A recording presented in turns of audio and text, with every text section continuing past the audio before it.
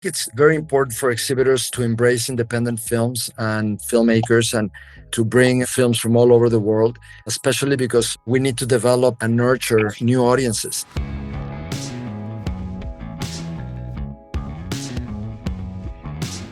This is the Box Office Podcast. I'm Rebecca Pahle, Deputy Editor at Box Office Pro, the pulse of theatrical exhibition, joined here today on this week's episode of the Box Office Podcast for something of an independent cinema, independent exhibitor themed episode, which obviously I love all cinemas, but I have a special place in my heart for the indie side of things. So happy to have a pair of interviews today here going into that side of the industry. First off, we will be hearing from my colleague and Box Office Podcast co-host Daniela Loria, conversing with Alejandro Ramirez Magana, whom you may know as the CEO of Cinépolis, for those in the exhibition community listening to this. He is also the founder and president of the Morelia International Film Festival, which is going on now. He speaks with Daniel about the importance of the festival and the festival circuit in general to the cinema landscape and the importance to Cinépolis of supporting independent filmmakers and that independent film pipeline. And later on in the episode, I will be speaking with Josh Frank, creator of Silent Synced, which is this really neat programming initiative that he came up with that pairs Josh Frank also being an exhibitor himself. So yeah, really great pair of conversations there about the more independent sphere. But first, I am joined by Chad Kennerk, also of Box Office Pro. Chad, how you doing? What did you see over the last weekend? Good. I caught up with Tron Ares, which we'll be talking about today. And it's a Tron movie. It's something that I enjoyed, has some good action sequences, asked a really interesting question about what if aliens didn't come from another planet, but from within our own computers, our own technology, this idea. What if AI kills us all? Exactly. What if AI steps into the real world? Would it be a doomsday scenario? What would happen in that situation? So it's kind of these characters that we're used to seeing, these programs on the grid coming off the grid into our reality. So yeah, it was fun. It was nice to see it in IMAX. It's timely. Yes, sure. Very timely.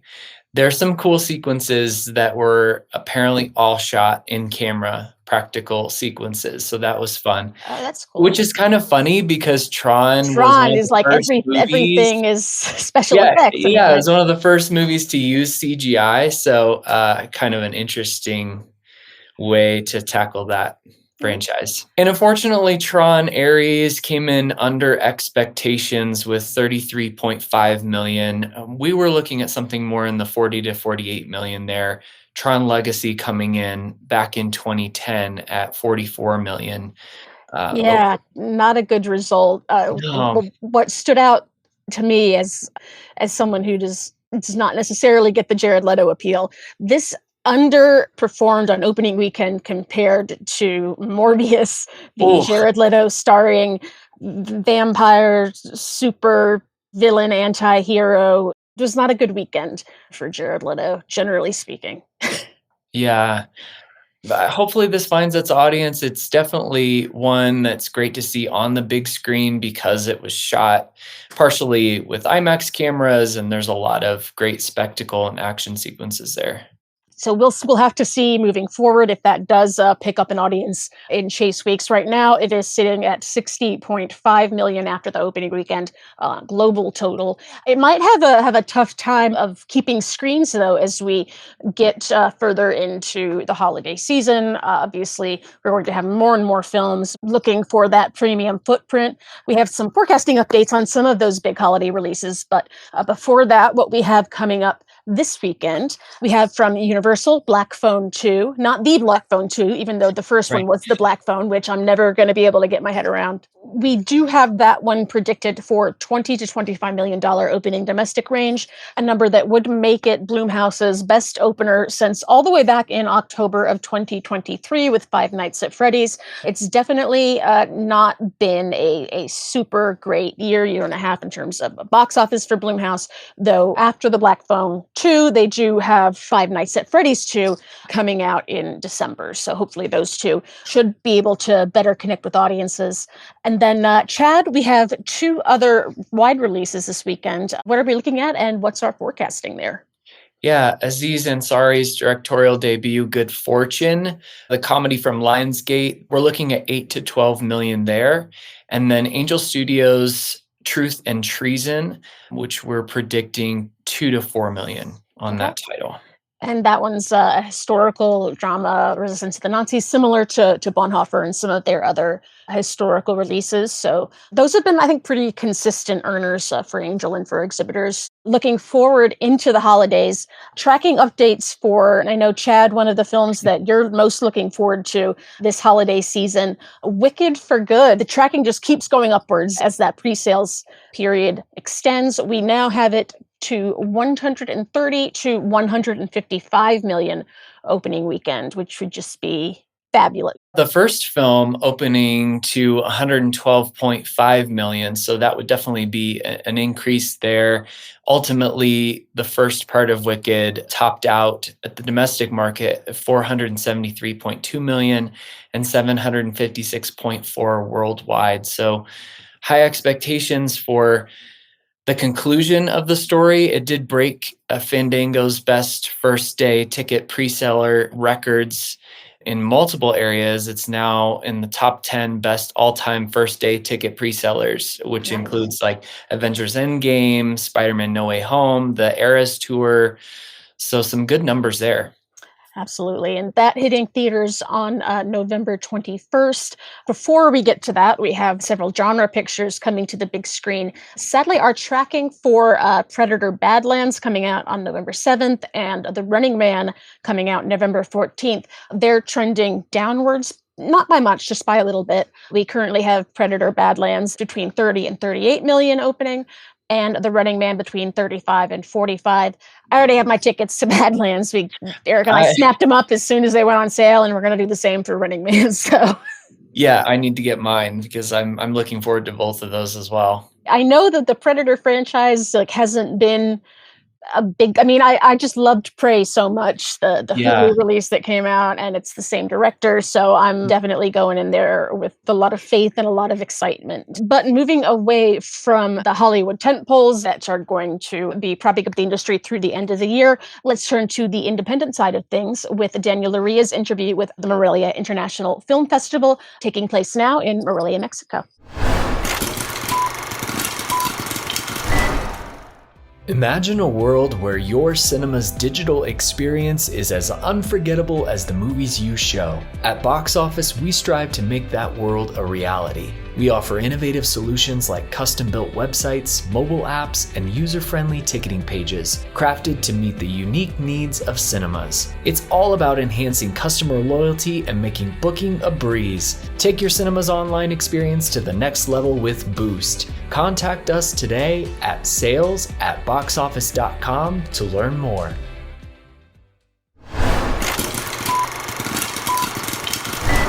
And we are back here on the Box Office podcast with our guests this week from the Morelia Film Festival, a name you might recognize if you're following the exhibition industry, and then a name if you're following the festival industry that you will also recognize.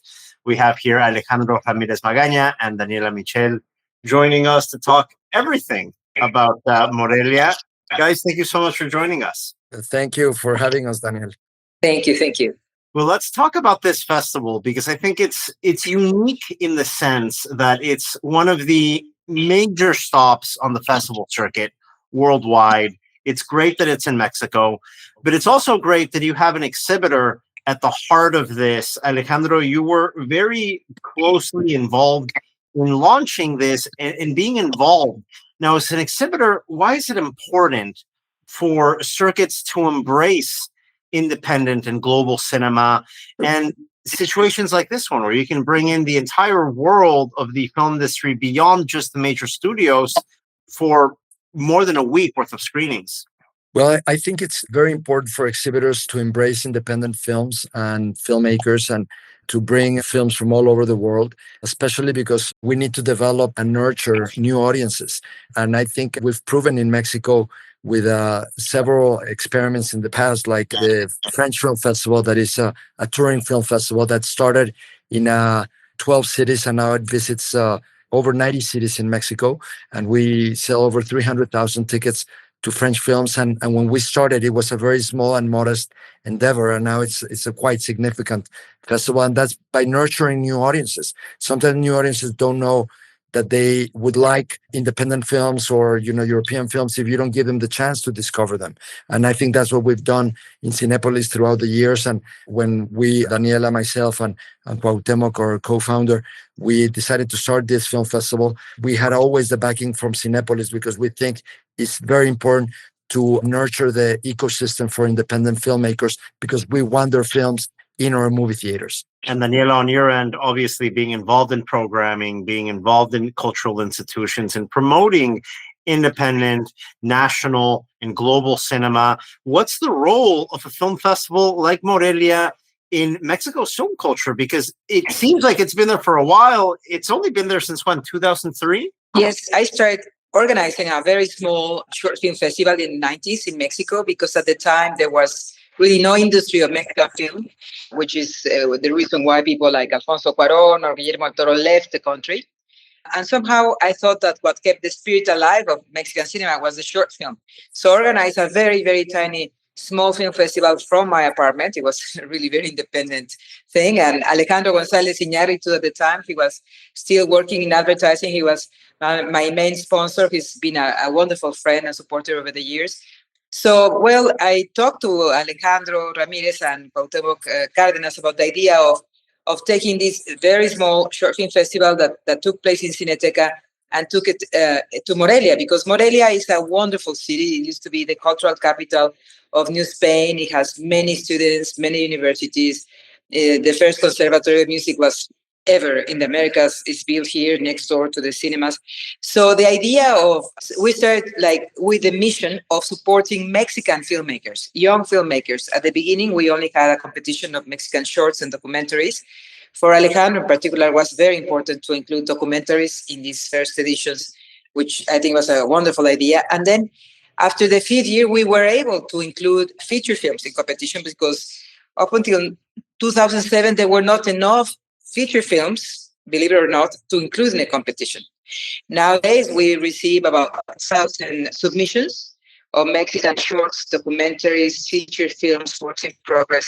So it's a great, great labor of love, a lot of work, But for me, what we've been trying to prove to Mexico and to the world is that Mexican cinema is very strong, and it has wonderful new voices, and we love discovering new talents in Morelia. So we feel very, very blessed that we have this festival with this opportunity, with Alejandro's incredible support, many institutions, the government of Michoacán, the city of Morelia, and many other institutions.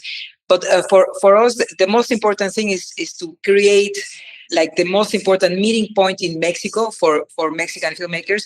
And turns out that this meeting point has grown, and some people from Latin America, Europe, every year they've been coming back. This year we have people like Lucrecia Martel, who's one of the most wonderful filmmakers in the world, coming back to Morelia. Juliette Binoche, also with her film debut as a filmmaker.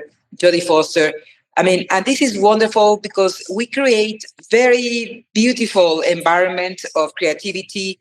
A lot of our screenings also are for free for young students to appreciate classic cinema and the master classes, because I think it's important to create audiences, just as Alejandro said, and so we're very, very happy and incredibly always super, super grateful to Cinepolis for making it possible. And it's so interesting when, especially from my perspective, growing up in Mexico as a movie lover in the 90s, we have such a vibrant media industry. Television, the country's a powerhouse, an exporter of television shows globally. And in the 90s, it felt like, where's Mexican cinema? It was a big gap, I think, for a lot of us. And there was, I don't know how else to describe it, but a bomb that went off in 2000 with Amores Perros, and that finding the global success that it did. And it's so interesting seeing this festival in Morelia being founded in 2003, and the growth of the national cinema industry in Mexico, one of the top box office markets worldwide, finding a platform to develop or redevelop its own national cinema voice after many years of it being quiet. Alejandro, can you speak to that? Because it's a very unique position that Mexico is in, of it being such a global powerhouse in terms of box office. But really, until the last 25 years, there wasn't much in terms of a domestic industry until you had a festival like this one and a number of films and filmmakers really prop up domestic films again. That's right. And that was part of the original mission of the Morelia Film Festival, was to nurture this ecosystem and to provide a platform for young Mexican filmmakers to be discovered, by new audiences, and also to contribute with, workshops. We've been doing for almost 20 years, different story labs. We've done the Morelia Story Lab, the Morelia Sundance Story Lab, also workshops for directors, Impulso Morelia, which is for works in progress. So we've been really a very active participant in this ecosystem of filmmaking, and for us, it's been wonderful to witness the growth of a lot of filmmakers that started in Morelia with a short film, and then went up to do a feature film, and then a second feature film, and then winning Morelia, and then winning in Berlin, in Cannes, in Rotterdam, in Sundance, and it's wonderful to see that really this mission of being a platform for young filmmakers is being fulfilled. And with that, we're seeing a very vibrant domestic industry. Daniela was mentioning that when we started, we only had a few features outside of competition because there were not enough features to have a competition of Mexican features.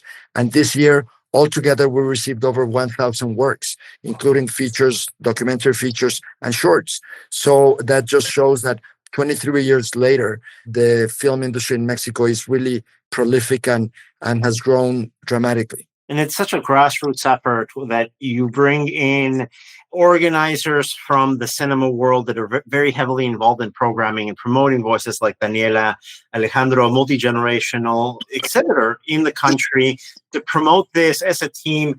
And it's great to see just how this has grown. Daniela, looking at where Mexican cinema is right now and Mexican filmmakers and the importance they've taken on in that domestic marketplace, what do you think the significance is of having a festival like this to promote national voices? Because I look over Latin America and I see a lot of opportunities for more great filmmakers to find avenues like this in collaborating with the festivals already in place. Well, I think that we were very clear from the beginning that this festival, the mission was to support Mexican filmmakers. We didn't want to make a huge festival that would include films from Latin America. It really had to be done with Mexican films because I think that Mexico needed that nurture, that care. Growing up as a very young person, I studied filmmaking, and the teachers at film school, they said, "Why are you studying cinema? Cinema is there." So for us to prove that there's a lot of energy in Mexican cinema, and it has been wonderful. We believe very much in our mission, and we've tried to also obviously include out of competition other voices, other countries, and everything. But the mission we always have, they always say, "Which is your guest country?" I said, "Mexico." Mexico is always the guest country. We have actually very different views on Mexico. We do not only have the Mexican competition of shorts, documentaries, feature films, work in progress, but we also have other sections that are like Imaginary Mexico, where we present a program of filmmakers from around the world and what the vision has been of Mexico. It's a very interesting exercise in cinephilia because you see people from Eisenstein to Louis Malle to Sam Peckinpah, Sam Fuller, and see what we're thinking of Mexico, So the discourse of Mexico is really important. And I think that international guests are drawn to that, because they find this richness. We have a great tradition. People like Alfonso Cuarón, Guillermo del Toro, Alejandro González Iñárritu, they grew up watching these great Mexican films on television. They always acknowledge that, that these are the films that made them, aware of this great tradition that we have. And that, it's important that it's there for young audiences to relax. And what's amazing, I was just in the masterclass with Alejandro González Iñárritu, but how these films are references. Amores Perros is now a classic. It's part of our culture. And it's important that young people see it again in the big screen because it was a cultural moment in Mexico. It's a film that changed everything, not only in Mexico, but I think it was a great force throughout the world. I mean, Amores Perros exploded like everywhere, And I think it's important for young people to realize this. What is interesting is that when we have international guests, even Tarantino, he will be impressed by the program we have of Arturo de Córdoba or people like Juliette Binoche. Documentaries are being made. So it's the discourse is all around Mexico. And I think that this uniqueness makes it very appealing to everybody. It's super fascinating. Again, just looking at a country that is consistently in the top 5, top 8 highest grossing markets in the world, that is just, we're movie going as part of our culture.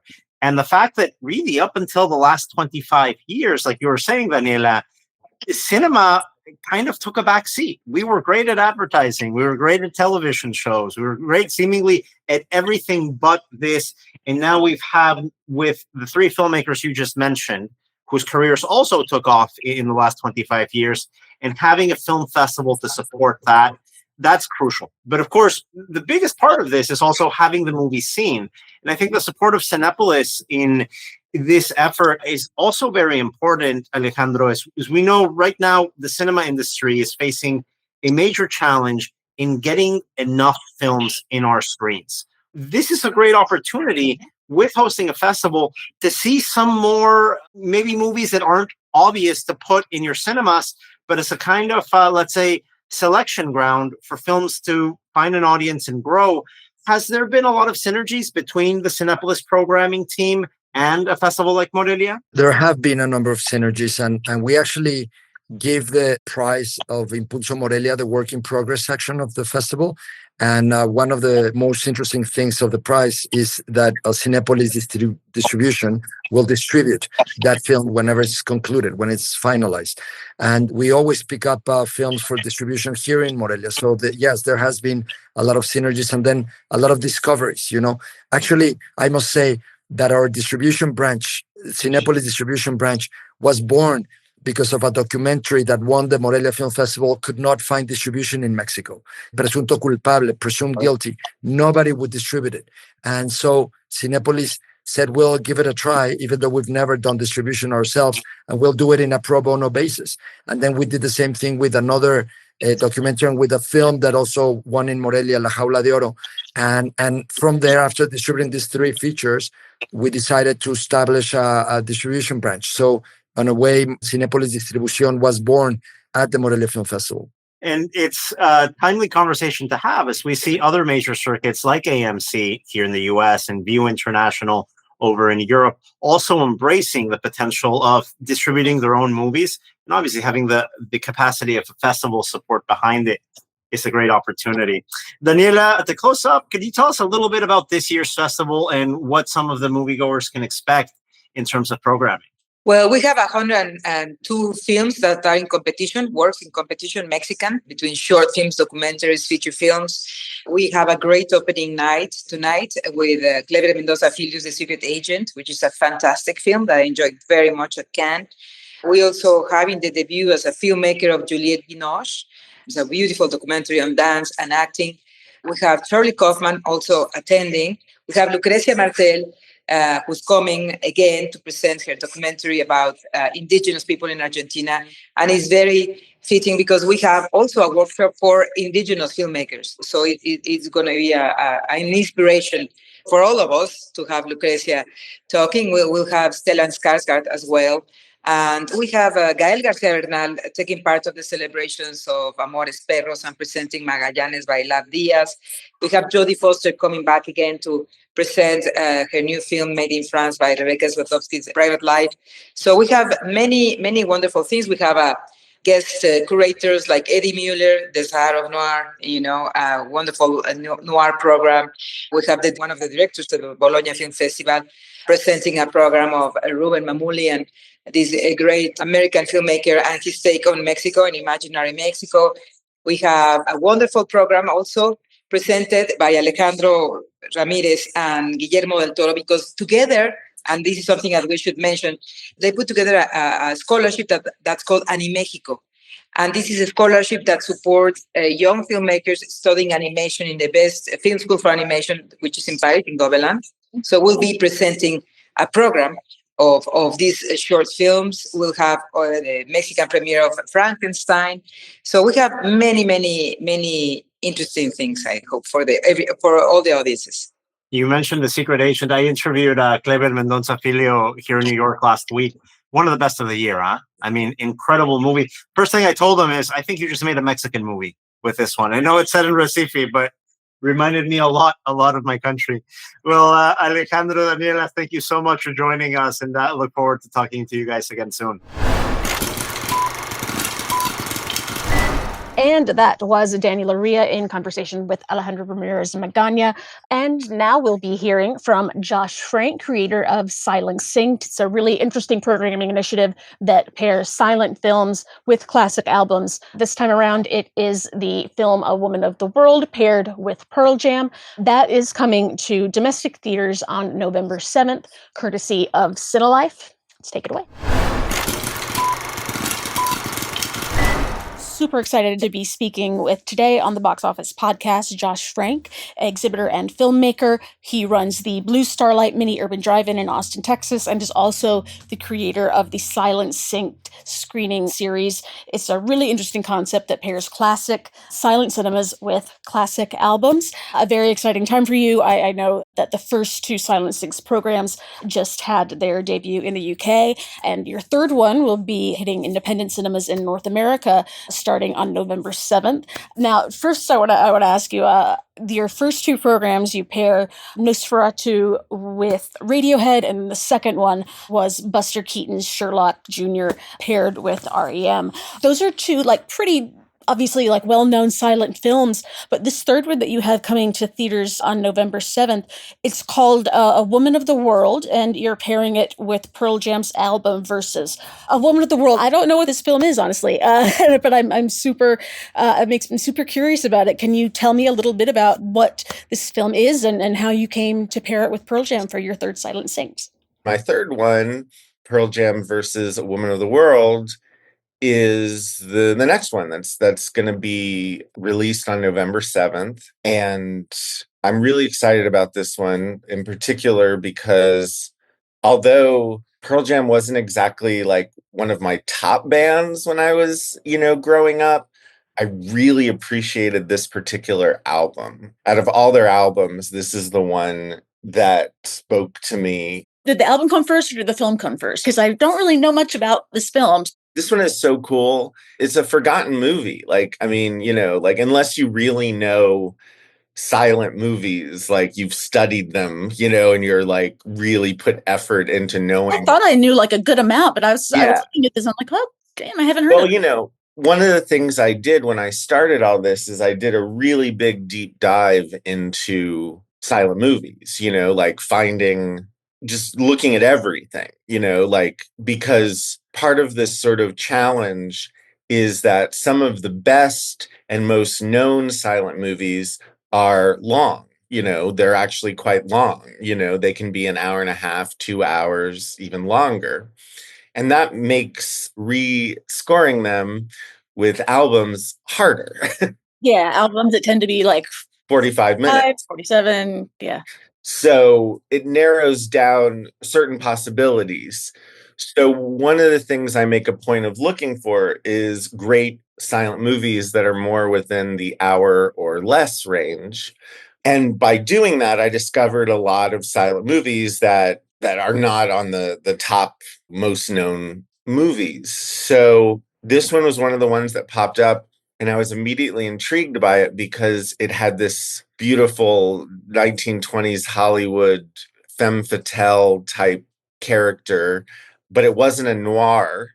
It was like a romantic comedy, but it was also very subversive because she has this tattoo. And so the whole movie sort of centers around her being this very independent, very punk rock, really, for the time, personality. Was that sort of, even if it's not a noir movie, it's kind of that vamp Beta Bera type, but it sounds more like more realistic than that, less. It's like if you took a film noir movie and combined it with Footloose. Okay, that's sold. I'm sold. I mean, because really, it's basically the story of Footloose. It's like someone comes to a small US town. They love dancing. They love being free and being independent and not following the normal social norms for women at the time. And, the town is very buttoned up. They don't want dancing and drinking and smoking and definitely don't want women with tattoos. So it's really neat. And she's a great character. And I just feel like it was, when I saw it, I was like, this is like a silent movie that like has a lot of things to say that don't just fall in that generation's category. All of this stuff is very relevant today. And it's neat to see a connection from 100 years ago with issues that we're still dealing with today. And it's being done in a fun way. So it's a great, really cool movie. And so when I saw it and I was watching it and I was trying to think of what would work with it, one of the first things that came to mind was, is there an alternative rock band that sort of has sort of like rusty grassroots type, small town rock and roll, and that's Pearl Jam, you know what I mean? Pearl Jam is an alternative rock band, but they're earthy, they're like more earthy and Rebellious, but rebellious as opposed to like a band like say Rage Against the Machine that's rebellious against international big world issues. I always found Pearl Jam was rebellious and sort of going up against like a smaller Yes. scale almost. Smaller scale, like people, local people, individuals, and so it fit, narratively, those ideas. And then the album, that's the main album I use, which is actually called Verses. The stories in it are very much related to those kind of ideas. Young people like finding their identity and finding themselves and being outcasts and small town stories. So yeah, and it worked really well. And the music played well into what was going on. And yeah, so it was a lot of fun to make. And in a way, I'm sort of more proud of this one than any of the others because I'm introducing and reimagining a movie that is unknown. It seems like it's going to be more of a challenge, but yeah, also more rewarding in terms of marketing. Like you do Buster Keaton and Nosferatu, okay, like people know those, probably seen them already if they're like at all into silent films, but you get to introduce something new to people, but you have to convince them to shut up. The thing is, I don't think the majority of the people that I feel have come to the Silent Sinks experience, they're not coming for the movie. I mean, in fact, I can't tell you how many people came up to me and said either I'd never seen a Buster Keaton or Nosferatu, and this was my first time, and it was amazing, to people saying I've never seen a silent movie. Oh, wow. They're coming for just like a new, interesting approach. For this experience and because of the band or because of the idea. So, but, I did think about the fact that there is a certain draw to Nosferatu, especially during the holidays of October. There is a certain draw to the comedy of Buster Keaton and Chaplin. But that's part of the reason I went with a band like Pearl Jam in order to balance that out. Because it's like, well, you might not know anything about the movie, but this is one of the biggest bands in the world, And if you're talking about silent films, like Kick-Ass Rebellious Women was, you can't, like that's an integral part. Yeah, how many movies have that theme? Not just silent movies, in this day and age, but this is the protagonist is this really cool woman, and it's her story. And like, that is what matters in this one, as opposed to, and also there are maybe like 20 maybe 25 or 30 well-known silent movies that people might be fans of. But then there are hundreds and hundreds and hundreds of others that no one's ever seen. And you need somebody to point you in the right direction sometimes, because so much. It's like a little of both, you know. It's like I want to like do things with well-known properties, but there's so many amazing silent films that deserve to be discovered to this day. I know for Radiohead and for REM, it was the getting rights was a pretty seamless process. How did it go? Did you have connections there, or just? I wouldn't say it was seamless, but it all worked out very well. For this one, it was sort of very similar. I reached out to management. I sent in a proposal and they agreed to let me do it. You know, very similarly, they simply asked that their percentage be donated to a local women's charity. That was really cool, you know, like and again, that's just the kind of band they are, obviously, you know. A number of larger bands that have whose management have read about what I'm doing have even reached out and been like, hey, do you think that that this band would be good treatment for this? So that was always my hope, you know, that like I'd sort of self-fund bringing this new content to my independent cinema brothers and sisters, and that some larger entity would come along and say, okay, you don't have to pay for it anymore. We'll pay for it now. I see the value in this. Yeah, I see the value. So that's starting to sort of percolate. So at the moment, my goal is to try and give the best release we can in the US for this next one and get as many independent cinemas on board as we can. The only this sort of Achilles heel of the whole thing, which really is what requires, I think, my most of my attention, is sort of being this advocate for sort of carefully trying to educate independent cinemas on how to use this tool.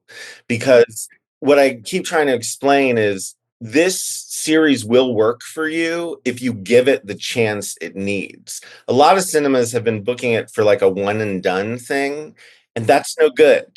Like, that's not going to help anybody because it doesn't give their patrons time to realize what's happening, that there's this new thing happening that they could come and see. If we all kind of get behind new content, that's the way that we're going to change things for our peers in other cities, but also it's the way we're going to build our own new audience and new opportunities. And so that's sort of the brick wall. I mean, I've been very lucky. The first two played in over 300 cinemas in the US. That's incredible. Most small indie movies maybe get 2 cinemas in the US for a couple nights. I'm not complaining. But what is frustrating, since I am an independent cinema owner, and I do know, I'm not just like a director or filmmaker that's like, why aren't these theaters playing my movie? You know, like, what's wrong with them? It's like, no. You don't understand how independent cinemas work. I can say that to certain content people. It's like, you know, every cinema has their own way that they need to make things work, right?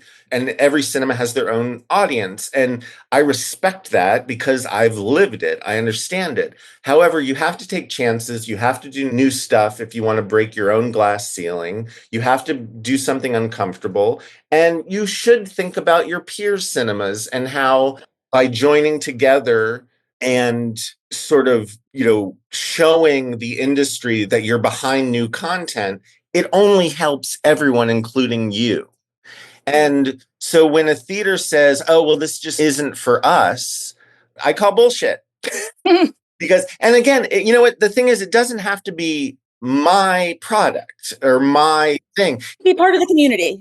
Yeah. Well, I mean, that's the thing. It's not like I'm frustrated because they won't show my work. I'm frustrated because that shows me that there's something that needs to change for any new content. Because, do you know what I mean? Like, my Silent Sinks is one example of new alternative content that currently is only available to independent cinemas. Well, if independent cinemas want their own independent content, They want people to be like encouraged and inspired to put their own ideas. Then they should find a way to back when there is something that is specifically for independent cinemas.